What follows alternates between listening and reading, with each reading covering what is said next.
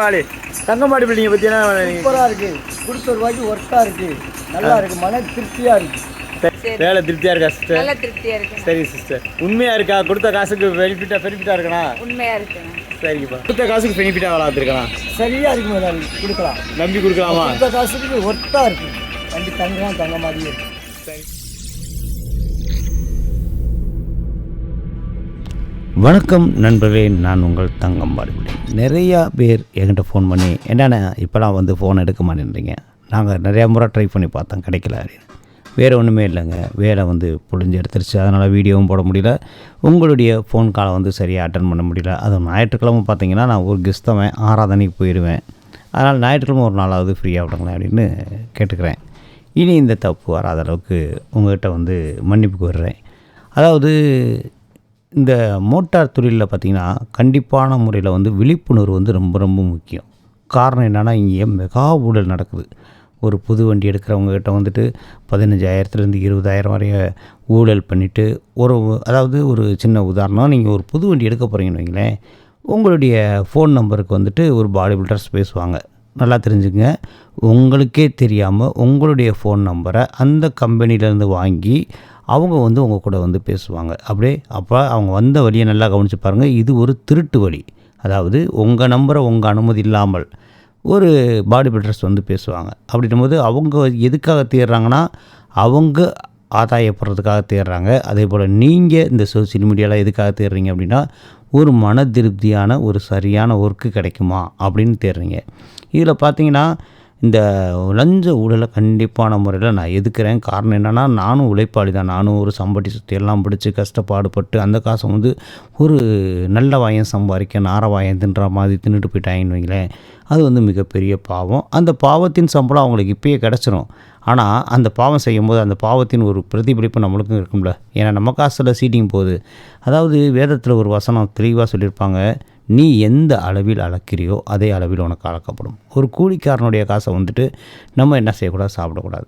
அந்த மாதிரி இந்த மோட்டார் புது வண்டி எடுக்கிறதுல பார்த்திங்கன்னா, இந்த பாடி பில்டிங்கும் அந்த பாடி பில்டிங்கும் கிட்டத்தட்ட ஒரு 20,000 25,000 வரைய கூட வித்தியாசம் வர்றதுக்கான வாய்ப்புகள் இருக்குது. இப்போ திடீர்னு என்கிட்ட ஃபோன் பண்ணி, அண்ணே இந்த வண்டிக்கு பாடி கட்ட எவ்வளோண்ணே அப்படின்றீங்க. நான் என்னுடைய கற்பனையில் நான் ஒரு ஸ்ட்ராங்கான மெட்டீரியல், குவாலிட்டியான மெட்டீரியல் போட்டு இந்த மாதிரி பாடி அமைக்கணும்னு சொல்லிட்டு அந்த இன்ஜினியரிங் பிளானோட நான் ஒரு ஹை குவாலிட்டி கொட்டேஷன் உங்களுக்கு கொடுக்குறேன்னு வைங்க. அங்கே விசுக்குன்னு கேட்டோன்னே அங்கே கம்மியாக தெரிஞ்சோன்னே நீங்கள் அடுத்த நினைப்பை என்ன நினைப்பீங்கன்னா, நம்மளை எப்படி ஏமாற்ற தெரிஞ்சான் தெரியுமாவே, 20,000 எக்ஸ்ட்ரா கேட்குறான்டா அப்படின்னு நீங்கள் என்னை வந்து சந்தேகப்படுவீங்க. அதனால் ரேட்டை மொட்டையாக கேட்குறதுக்கு பதிலாக எந்த மாதிரி நம்ம வண்டிக்கு தொட்டி அமைக்கணும், அந்த தொட்டி வந்து எந்த மாதிரியான லோடுகளுக்கு யூஸ் ஆகும் அப்படின்றத நம்ம புரிஞ்சுக்கிறணும். இப்போ பார்த்திங்கன்னா ஒரு பேசிக்காக ஒரு டாட்டா ஏஸ்ன்னு எடுத்துகிட்டா கூட நம்ம வந்துட்டு ஒரு ஆங்கிள் ப்ளஸ் ப்ளைவுட் போட்டு தொட்டி அமைக்கிறது ஒரு ரகம். இன்னொன்று பார்த்திங்கன்னா கீழே சேனலு ஆங்கிள் ப்ளஸ் இந்த தகர சீட்டு போட்டு இணைக்கிறது இன்னொரு ரகம். இந்த 2 விதமாக வந்து நம்ம வந்து ஒரு தொட்டி அமைக்கலாம். இதே போல் ஒவ்வொரு வண்டிக்கும் ஒவ்வொரு ரேட்டுகள் வந்து மாறும். சில வண்டிகளில் பார்த்திங்கன்னா அந்த கலட்டக்கூடிய தொட்டியோட வேல்யூ வந்து அதிகமாக இருக்கும். இப்போ உதாரணத்துக்கு டாட்டா ஏஸ் தொட்டி வந்து பார்த்திங்கன்னா ஒரு 7 அடி 2 அங்குலம் நீளமும் ஒரு 4.25 அடி அகலமும் தான் இருக்கும். ஆனால் அந்த தொட்டியோட வேல்யூ கிட்டத்தட்ட 15,000 வரை நம்ம வந்து ரிட்டர்ன் எடுத்துக்கிடுவோம், அந்த புது வண்டி தொட்டியோட அந்த தகர தொட்டியோட விலையை. இது அதை விட பெரிய இப்போ ஒரு வீரா வண்டி வந்துருக்குன்னு வைங்களேன், அந்த வீரா வண்டியை வந்து எடுத்தோம்னா கிட்டத்தட்ட 10 அடி தொட்டி, அகலம் ஜாஸ்தி, கனமாக ஸ்ட்ராங்காக பயங்கரமாக இருக்கும். ஆனால் அந்த வண்டியோட தொட்டியோட விலை வெறும் 3,000 அல்லது 4,000 தான் போகும். ஏன்னா அது மொத்தத்துக்கே ஒரு 5,000 போகணும் வைங்களேன். அதை கட்டிங் பண்ணி அதை வந்து எடைக்கு தான் யூஸ் பண்ணுவோம். ஏன்னா அந்த மாதிரியான வண்டிகள் வந்து நடப்பில் நிறைய இல்லாதனால அந்த தொட்டியை வந்து சமீபமாக கேட்டு வரமாட்டாங்க. அப்படியே ஒரு 2 அல்லது 3 வருஷம் கழித்து அந்த தொட்டி கெட்டு போனதுக்கப்புறம் கேட்டு வரும்போது இப்போ ஆல்ரெடி நிறைய இடங்கள்ல அந்த தொட்டி கழட்டி கீழே கிடக்கு இல்லையா, இந்த தொட்டிலாம் விற்றதுக்கப்புறம் தான் அந்த தொட்டிக்கு மோவு சேரும். அதனால் வந்துட்டு தொட்டி எக்ஸ்சேஞ்சிலையும் சில கணக்குகள் வந்து மாறும். அதனால் சில பேர்கள் ரேட்டை கேட்கும்போது இப்போ பார்த்திங்கன்னா, ஆனால் என்ன ஒரு டாட்டா இந்திரா அப்படின்னும் போது அது ரேட்டு ட்ரிபிளாக இருக்கும்.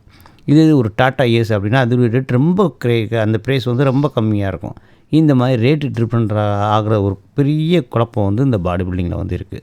அதனால் நம்ம வந்துட்டு எந்த மாதிரி பாடி கட்டணும் அப்படின்னா, முதல்ல ஒன்று செய்யுங்க. ஒரு பாடி பில்டிங்கை செலெக்ஷன் பண்ணிட்டீங்க அப்படின்னா உள்ளே போயிடுங்க. விறுவிறுன்னு போயிட்டு அப்படியே பாருங்கள் அவங்களுடைய தொட்டி அமைப்புலாம் எப்படி வச்சுருக்காங்க, இந்த மாதிரியான ஃபவுண்டேஷன்லாம் சரியாக அமைச்சிருக்கிறாங்களா, இந்த மாதிரி வீபெட்லாம் சரியாக அமைச்சிருக்கிறாங்களா, இந்த மாதிரி தொழிலெலாம் சரியாக இருக்கான்னு பார்த்துங்க. ஏன்னா இங்கே ஒரு விஷயம் ஒன்று நல்லா நடக்கும். அதாவது வேலை வந்து பர்ஃபெக்டாக இருக்கணும், ஒரு சரியான ஒரு தன்மையாக இருக்கணும் அப்படின்னா அதுக்கான காலங்கள் கொடுத்து தான் ஆகணும். இல்லை காசு தான் நோக்கம், நம்ம வந்து ஒரு குறிப்பிட்ட நாளில் வந்து அந்த வேலையை முடிச்சிடணும் அப்படின்னா அது வந்து அப்படித்தான் இருக்கும். ஏன்னா எல்லோரும் நினைக்கிறது இந்த 3 நாளில் வண்டி தரேன், 4 நாளில் வண்டி தரேன்னு, இது இந்த ரெடிமேட் ஐட்டம் மாதிரி ஒரு ஃபேன்சியாக எதிர்பார்ப்பாங்க. இப்போ ஒரு வியாபாரம், ஒரு தொழில் முறையில் ஒரு வியாபாரம் பண்ணுறோம் அப்படின்னா குறைஞ்சபட்சம் ஒரு 3 மணி நேரமோ அல்லது 4 மணி நேரமோ அல்லது ஒரு நாளுக்குள்ளேயே வந்து அந்த வியாபாரத்தை வந்து முடிச்சிடலாம். ஆனால் தொழிலை வந்து அப்படி முடிக்க முடியாது. இதில் வந்து பார்த்திங்கன்னா நம்ம இந்திய திருநாட்டில் மக்கள் பெருகின நாட்டில் பார்த்திங்கன்னா தொழிலாளர் பிரச்சனை அநியாயத்துக்கு தலைவிழிச்சு ஆகுது. ஓப்பனாக சொல்லப்போனால் தொழிலாளர்களே இல்லை. காரணம் என்னென்னா கவர்மெண்ட்டே குடிக்க வச்சு கொண்டுட்டானுங்க. நல்ல நல்ல தொழிலாளர்கள்லாம் மண்டையை போட்டாங்க. அதனால் இருக்கிற 1 2 வச்சு தான் ஓட்டிக்கிட்டு இருக்கிறோம். அதனால் நண்பர்களே, ஒரு தொட்டியை வந்து நம்ம எப்படி அமைக்கணும் அப்படின்றத நல்லா புரிஞ்சுக்கிறோம். இன்றைக்கி நம்ம இதில் வந்து ஒரு அசால்ட்டோ அஜாக்கிரதைத்தனமாக இருந்து ஏதோ வண்டி கிடச்சா போதும், ஓட்டினா போதும், நம்ம ஒரு தொட்டி அமைச்சா போதும் அப்படின்னு நினச்சி அமைச்சிங்க அப்படின்னா கண்டிப்பான முறையில் 2 அல்லது 3 வருஷத்தில் முதல்ல இருந்தே வந்துடும். இப்போ நம்ம ஒரு 50,000 செலவழிக்கிறோம். சரி, அப்புறம் 2 வருஷம் கழிச்சு நம்ம தொட்டி போடும்போது அந்த 50,000 செலவழிச்ச காசு யூஸ் ஆகும், அதுக்கு மேலே ஒரு 20,000 செலவழிச்சா கூட போதும் அப்படின்ற மாதிரி வராது. முதல்ல இருந்தே 80,000 90,000 செலவழிக்கிற மாதிரி வந்துடும். சரிங்களா? அந்த இப்போ இன்றைக்கி செலவழிச்ச 50,000 புஸ்ஸு தான், அவ்வளோதான், பழைய எறும்பு தான், இடகரையும் தான்.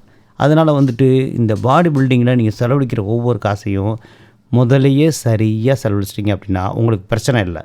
இல்லை நான் சரியாக செலவழிக்கல, இப்போதைக்கு வந்துட்டு ஒரு 20-30,000க்குள்ளே அப்படியே லேசாக மேக்கப் பண்ணி ஓட்டுவோம், அப்புறம் நல்லா ஓடுனதுக்கப்புறம் நம்ம என்ன செஞ்சுக்கலாம், 2 அல்லது 3 வருஷத்தில் நல்ல முறையில் ஒரு தொட்டி அமைச்சிக்கலாம்னு நினைப்பீங்க.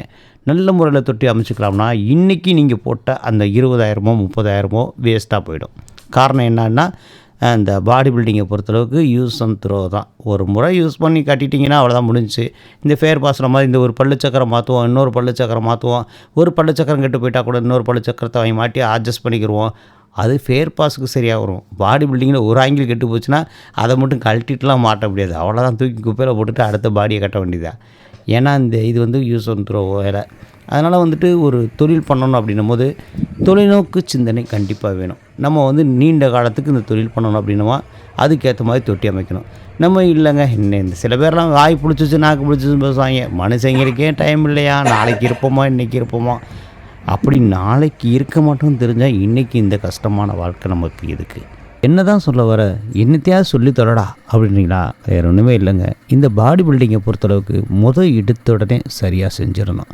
ஏன்னா முதல் கோணல் முற்றிலும் கோணல் ஆகிடும். அதனால் பாடி பில்டிங்கில் இந்த பாதி எழில் இந்த 2 வருஷம் கழிச்சு 3 வருஷம் கழிச்சு வேலை பார்த்துடலாம் அப்படின்றது போகாதீங்க. அதே போல் இந்த தொட்டி பாடிக்கு மேலே பாடி கட்டுறது அப்படின்றத வந்து மறந்துடுங்க. காரணம் என்னென்னா இந்த தொட்டி பாடிக்கு மேலே பாடி கட்டுறது வந்து பார்த்திங்கன்னா 2 அல்லது 3 வருஷத்தில் கண்டிப்பான முறையில் இத்து போயிடும். ஏன்னா அவங்க வந்துட்டு இப்போ ஒரு உதாரணத்துக்கு நம்ம டாட்டா ஏஸ் எடுத்துட்டிங்கன்னா ஒரு 710 கிலோவுக்கு தான் தொட்டி செஞ்சுருப்பாங்க. அப்படின்னும் போது நம்ம 2 டன் 2.5 டன் ஏற்றும் போது தொட்டி கண்டிப்பான முறையில் கெட்டு போயிடும். ஏன்னா மழை காலங்களில் கண்டிப்பாக அந்த தகரம்லாம் அரிச்சிடும். ஏன்னா அந்த ஆட்டி அந்த பெயிண்ட் போயிடும், அரிச்சிடும். அந்த மாதிரி அரிக்கும்போது வந்துட்டு முதல்ல இருந்தே நம்ம என்ன செய்கிற மாதிரி வந்துடும், கிட்டத்தட்ட 70,000 80,000 செலவழித்து பாடி கட்டுற மாதிரி வந்துடும். அதனால் என்றைக்குமே முதல் கோணல் முற்றிலும் கோணல்னுவாங்க. அதனால் முதல்ல எடுத்த உடனே நீங்கள் ஒரு சரியான தேர்வை தேர்ந்தெடுக்க மறந்துட்டீங்க அப்படின்னா உங்களுக்கு பிரச்சனை வந்துடும். இப்போ 2 வருஷத்தில் நம்மளுக்கு ஒரு தொட்டி ரிப்பேர் ஆகிடுச்சுன்னா அந்த 2 வருஷத்தில் ஃபைனான்ஸ் லைவில் இருக்கும், அதே நேரத்தில் இன்சூரன்ஸ் கட்டணும், அது மாதிரி பல விஷயங்கள் வந்து மொத்தம் சேர்ந்துக்கிறோம்.